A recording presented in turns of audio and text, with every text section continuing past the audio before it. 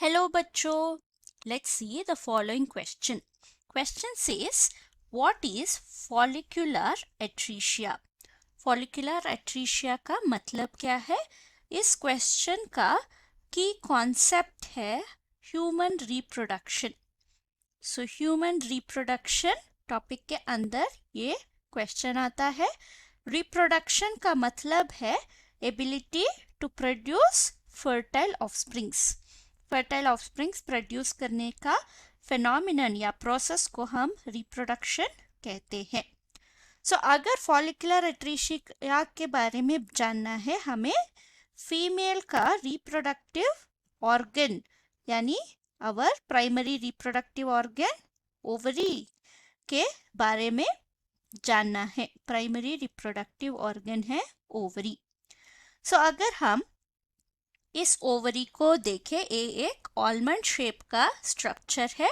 इस ओवरी के अंदर जब फीमेल का बर्थ होगा तो बहुत सारा प्राइमरी फॉलिकल्स होते हैं. सो जब फीमेल रिप्रोडक्शन के लिए एलिजिबल होती है या रिप्रोडक्टिव एज आती है तब ये प्राइमरी फॉलिकल्स डेवलप होके सेकेंडरी फॉलिकल्स बनते हैं. फिर सेकेंडरी फॉलिकल्स टर्शियरी फॉलिकल्स बनते हैं और फाइनली इनमें से कोई सिर्फ एक ही फॉलिकल मैच्योर होता है.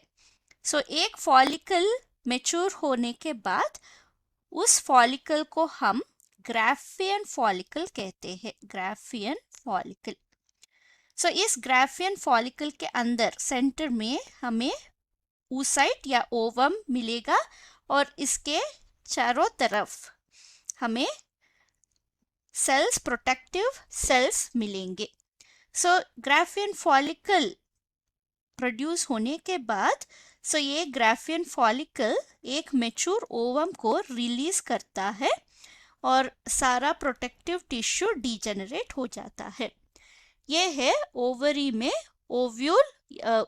में ओवम डेवलप होने का प्रोसेस.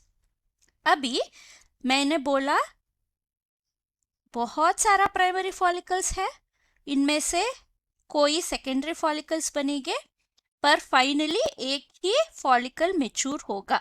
तो क्वेश्चन है ये सारा रिमेनिंग फॉलिकल्स जो है उनका क्या होगा.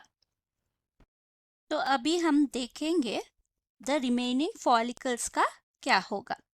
तो अगर हम देखें, कंसिडर करें 5 प्राइमरी फॉलिकल्स है, उनमें से कोई एक डेवलप होके ग्राफियन फॉलिकल बनेगा और ये रिमेनिंग चारों फॉलिकल्स का फ्यूचर क्या है, ये सभी फॉलिकल्स डीजेनरेट हो जाएंगे.